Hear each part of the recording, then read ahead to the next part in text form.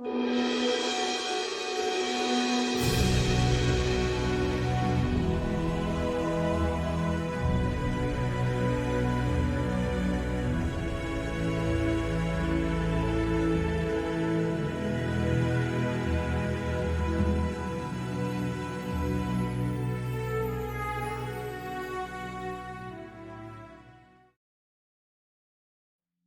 tardes a todos, estimados compañeros del grupo Debate sobre Arqueología Bíblica de Facebook, pero también muy buenas tardes a todos los oyentes y que estáis visionando los vídeos en el canal YouTube de Debate sobre Arqueología Bíblica. Soy Gerardo Jofre, espero que os estén gustando estos vídeos y esta semana vamos a comenzar con el vídeo tercero.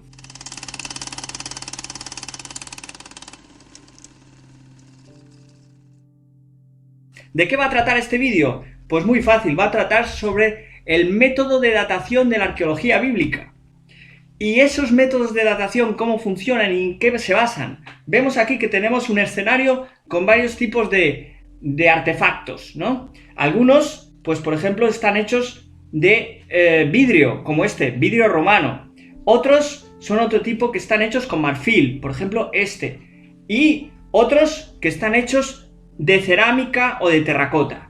Bien, aquí por ejemplo, esto es una Venus, la Venus de Lespuch, de Francia. Es una talla que está realizada en marfil, de un tamaño prácticamente real a este, unos 15 centímetros, un poquito menos, y fue descubierta en 1922, en una cueva de Francia, y data del 26.000 al 24.000 antes de Cristo, y se sitúa por lo tanto en el periodo del Paleolítico.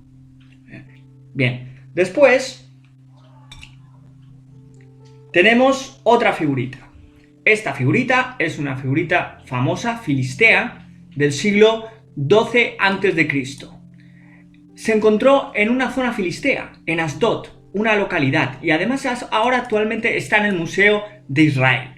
Esta figura es esquemática, donde aparece una mujer cuyo cuerpo se fusiona con el fondo de un trono y se ha llamado Asdoda, en honor a Asdod, el lugar donde fue encontrada. Pues bien, esta figura está inspirada en mujeres sentadas que pueden darse en otro tipo de zonas, por ejemplo en Grecia, y en algunos de ellos muestra a esta mujer sosteniendo a un niño, por lo tanto puede representar también a la diosa madre. Con esto, aparte de ello, ¿para qué nos interesa todo esto que estoy diciendo? Pues más que para explicaros lo que es cada figura, para explicaros el material de que está hecho. ¿Y por qué el material es importante? El material es importante porque a través del material vamos a poder escoger un método de datación en arqueología bíblica. Ahora os lo explicaré. El siguiente material. Tenemos un material que es el vidrio. Bien, el material son frascos realizados de vidrio, con una forma de jarrita, que pueden tener incluso, como este caso, que podemos ver aquí tengo otro, que son vidrio romano, bien pueden contener ungüentos, perfumes. Es un contenido exquisito y selecto, es realmente uno de los mejores ejemplos del desarrollo romano del vidrio, y es un producto además atractivo, innegable, destinado a las familias prósperas, ricas, y selectas de Roma. El vidrio era por lo tanto un material muy caro, muy complicado para su composición y para su fabricación. El proceso de fabricación era complejo del vidrio romano. ¿Y a qué viene todo esto? Pues estamos diciendo diferentes tipos de material. Hemos hablado del marfil, hemos hablado de terracota y hemos hablado del vidrio, ¿vale? Son materiales que en arqueología pues se pueden encontrar, y la mayoría de veces es lo que hay. A veces también hay el sílex, la tela, lo que es la madera, el papiro, cerámica, todo tipo de materiales, y también metales, ¿vale? Pero aparte de ello, aquí ¿qué es lo que tenemos que decir?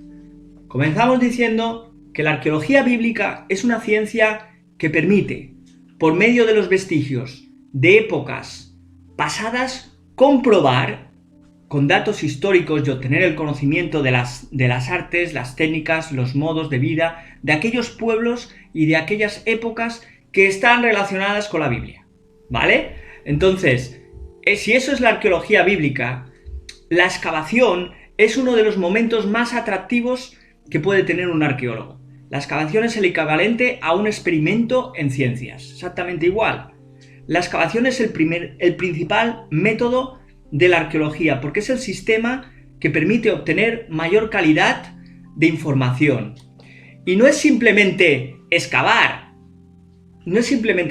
hay que registrar el objeto. Después debe dejarse constancia escrita de todo para que luego se pueda relacionar cada objeto con los otros y con las demás estructuras, ¿no? Los materiales que son recogidos en arqueología, en una excavación, pues pueden ser, como he dicho antes, útiles, metales, pueden ser cerámica, puede ser madera, puede ser sílex, puede ser todo tipo.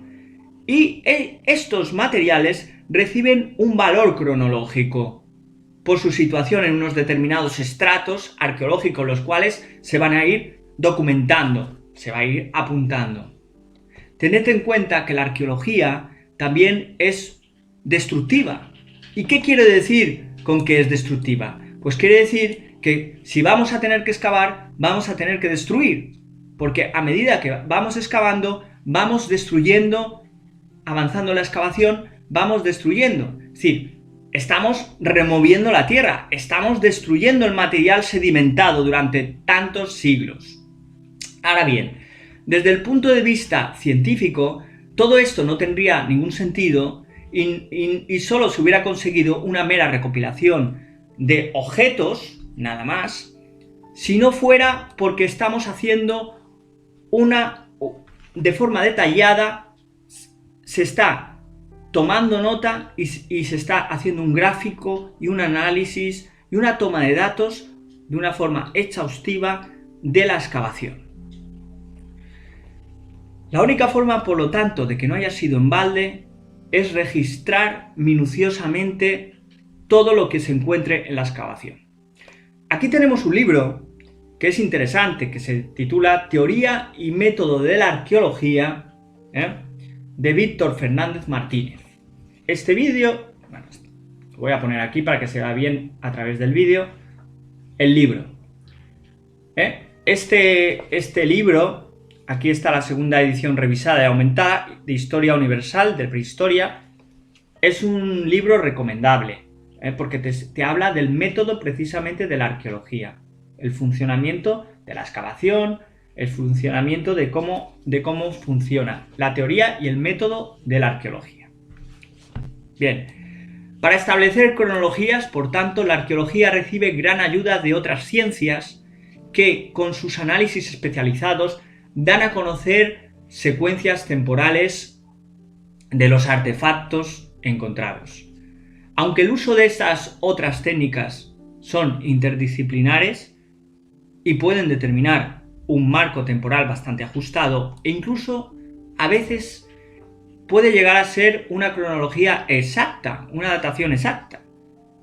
Puede también, por lo tanto, estar determinada fundamentalmente por la secuencia de una serie de objetos procedentes de diferentes niveles estratigráficos excavados. ¿La estratigrafía es un método de datación? Sí. ¿Y qué tipo de método de datación es la estratigrafía? La estratigrafía es un método de datación relativo. ¿Y qué significa relativo?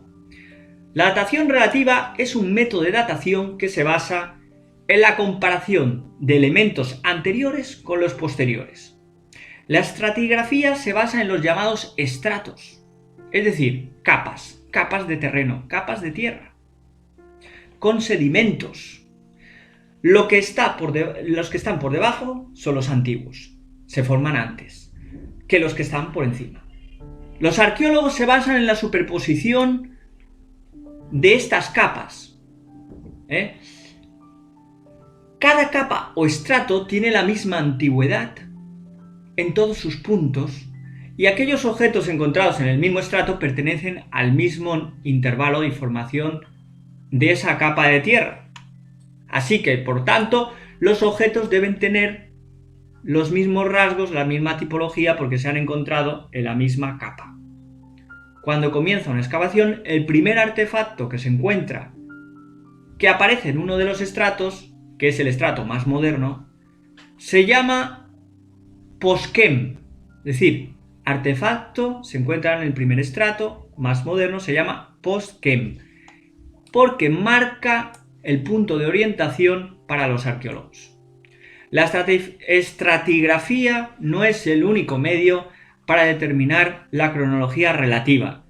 La datación de los objetos según su asociación a restos fósiles de animales o de polen. El estudio del polen se llama palinología, o por su relación con otros objetos datables como la cerámica, constituyen otros sistemas para establecer la cronología relativa. Desde luego, en ciertas ocasiones es posible incluso obtener una cronología absoluta. Veamos un ejemplo de cronología absoluta. Fijaros, lo que tengo aquí es una reproducción también, igual que todo, de una tablilla cuneiforme. Tiene una escritura cuneiforme. Y esta escritura nos va a dar una serie de datos. Y puede ser que la escritura contenga incluso una datación, una fecha. Entonces nosotros podemos llegar a saber en qué fecha fue escrito este documento y por lo tanto la datación de este artefacto es clarísima. Es simplemente una datación absoluta. La datación absoluta es un conjunto de técnicas de datación directas. Es un sistema mucho más preciso que consiste en calcular la edad real, aunque con cierto margen de error, y se le llama datación cronométrica. Por ejemplo, ¿cuáles son ejemplos de datación absoluta? Dejemos esto por aquí. La datación absoluta tiene sus ejemplos, por ejemplo, con el carbono 14, la dendrocronología, el sistema de datación, que es la dendrocronología, luego lo veremos. Es un sistema de datación basado en capas de los troncos de los árboles. O, por ejemplo, la termoluminiscencia, o también el arqueomagnetismo. Hay diferentes clases de dataciones absolutas. Vamos a ver el que hemos dicho, el primero de todos, el método del radiocarbono o el llamado método del carbono 14. ¿Qué es? En este libro se explica todo esto. Cuando un arqueólogo se encuentra con algún resto orgánico, ya sea lo que sea, cualquiera de estos de aquí, madera, vegetal, hueso o piel, estamos hablando siempre, ojo, que sea resto orgánico. Aquí hay parte que no es resto orgánico. Esto no es resto orgánico. Hay cosas que no son resto orgánico. El marfil sí es resto orgánico, pero veremos que hay otros materiales que no lo son. Cuando nos encontramos con un resto orgánico, debe el arqueólogo extraerlo con mucho cuidado para que el propio arqueólogo no contamine o lo exponga junto a otros materiales modernos, como pueden ser telas, plásticos. Lo mejor es coger una muestra grande, sin tocarla con las manos, ni con madera, y meterla dentro de un recipiente estanco hecho de materia también inorgánica para evitar cualquier tipo de contaminación. Y generalmente se suele utilizar para esto, para poderlo coger, papel de aluminio, para coger la muestra, envolverla en papel de aluminio y después poderla introducir en un envoltorio que quede totalmente aislado.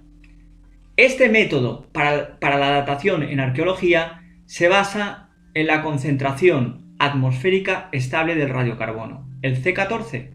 Se transmite de modo uniforme en todos los seres vivos, a través del dióxido de carbono.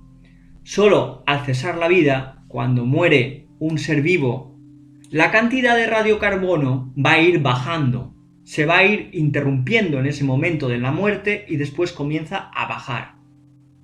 Esa concentración de radiocarbono se va disminuyendo y se produce ya una desintegración del radiocarbono.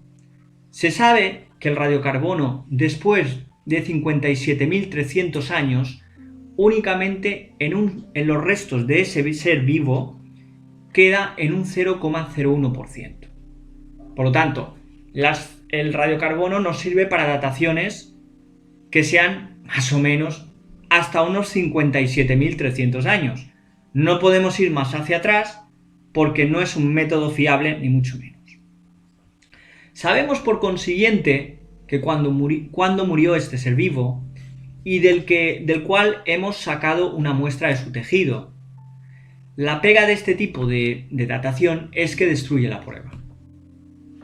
Cualquier prueba que se exponga al método del carbono 14 será destruida, por lo que siempre se busca un fragmento que no tenga especial importancia. Por ejemplo, en los manuscritos del Mar Muerto son fragmentos que han sido datados por carbono 14, el rollo de Isaías, etc. ¿Qué hacemos? Pues cogemos un fragmento que no tenga tinta, un fragmento que no sea importante. Un ejemplo de datación mediante carbono 14 en la arqueología bíblica, por ejemplo, lo tenemos en el año 1955. 1995. En 1995, Hendrik Bruins y Johannes van der Vliet utilizaron una prueba de radiocarbono de alta precisión para 18 muestras en Jericó, incluidas 6 muestras de cereal carbonizado. Lo que hicieron fue coger el cereal que estaba carbonizado, estaba quemado, y lo metieron dentro de lo que es el aparato para hacer la medición del carbono 14 y dio un resultado en una antigüedad del año 1562 a.C., con un margen de error de unos 38 años. Este dato lo que dio como resultado es que Jericó sufrió un gran incendio y una gran destrucción de los muros sobre el año 1562 a.C., una fecha que en principio no encaja mucho con la época del tiempo de Josué. La termoluminiscencia es otro de los métodos absolutos. Este tipo de método podríamos explicar que la termoluminiscencia es la luz que emiten ciertos minerales cuando son calentados y es proporcional al tiempo transcurrido desde que sus cristales sufrieron otro calentamiento anterior. Por lo tanto, por termoluminiscencia podríamos utilizar el vidrio. Funcionaría bien. También, si se produjo un calentamiento de terracota en un horno, también se podría utilizar.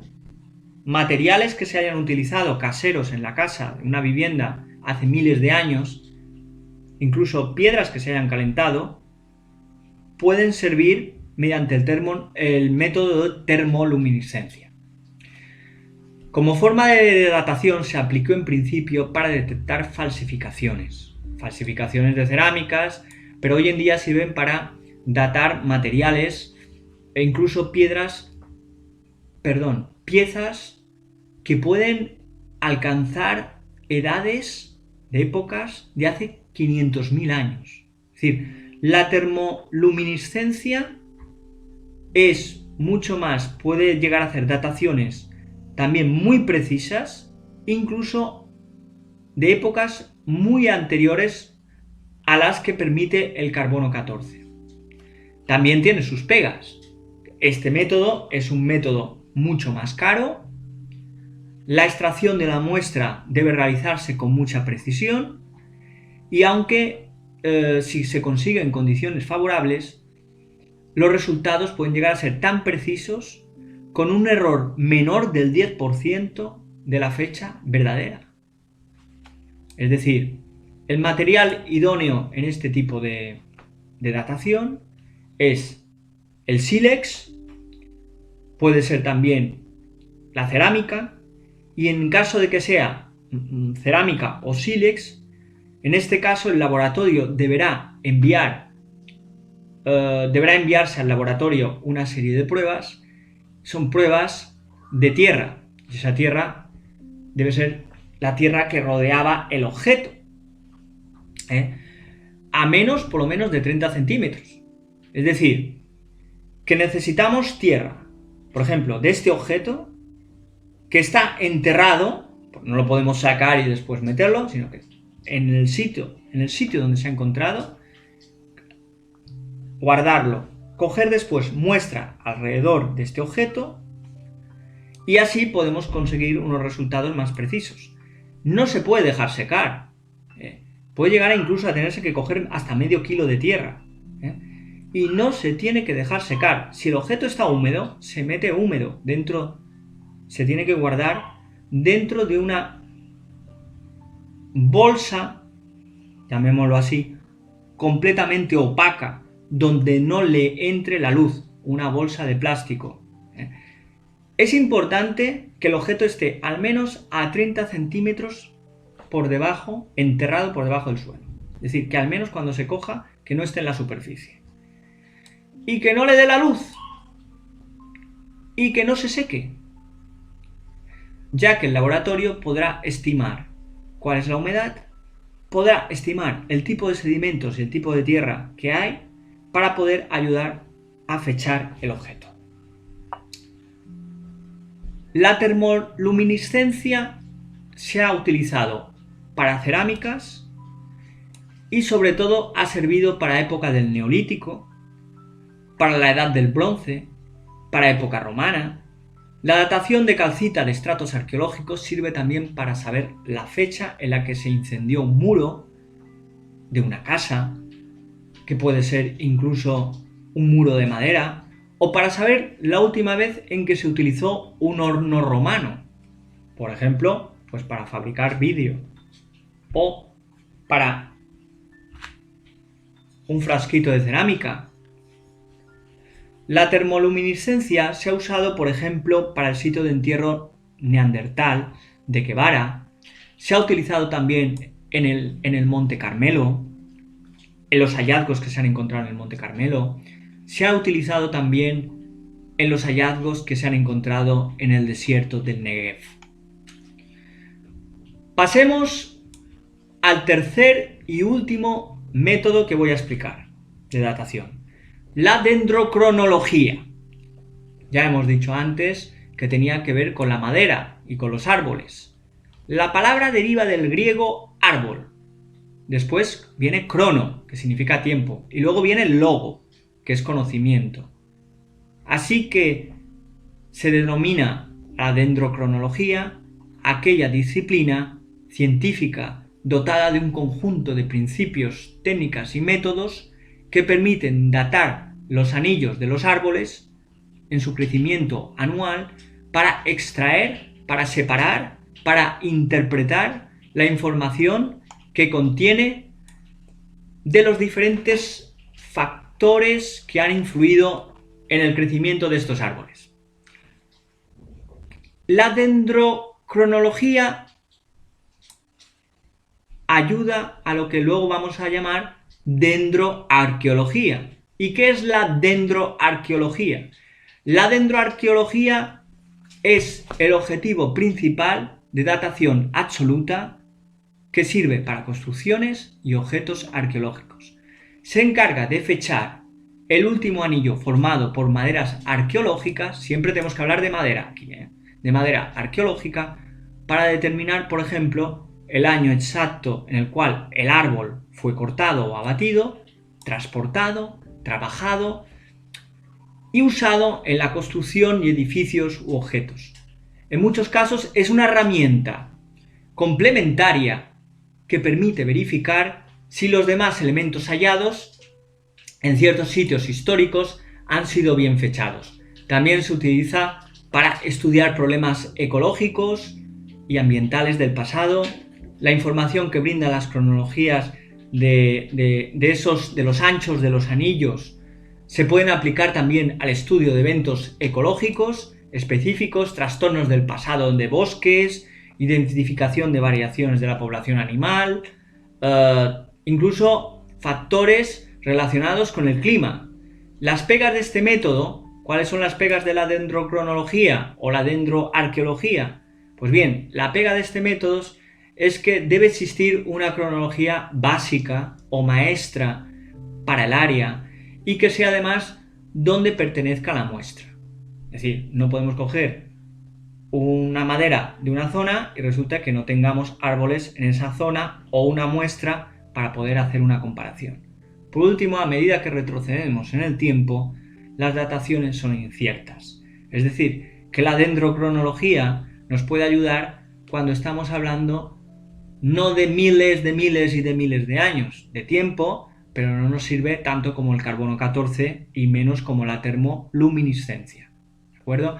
Entonces, con esto ya hemos visto los diferentes, de una forma rápida como he podido, al menos 3 tipos de métodos de datación en la arqueología bíblica. He puesto algunos ejemplos. Hemos visto que el material en realidad es lo importante, porque este es el material, según el tipo de material, nos va a servir para poder escoger un método o escoger otro.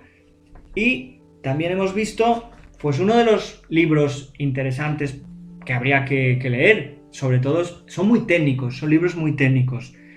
Ciertamente no son libros pues que sea una lectura para alguien que sea principiante o no tenga ni siquiera conocimientos. Al menos primero hay que tener un poquito de conocimiento de lo que es cada cosa y después entrar dentro de este tipo de libros. Pues son libros técnicos, pero son importantes porque son libros que ayudan a entender mejor la arqueología, y desde luego la arqueología bíblica. Pues nada, pues un saludo a todos. Si os ha gustado el vídeo, os recomiendo que os suscribáis al canal porque vamos a seguir haciendo este tipo de vídeos. Son vídeos que intentan explicar y difundir lo que es la parte de la arqueología bíblica y todas lo que son sus disciplinas afines. Y si os gusta, pues le dais a la campanita, le dais a un me gusta y nos vemos en el siguiente vídeo. Chao a todos. Un saludo, estimados.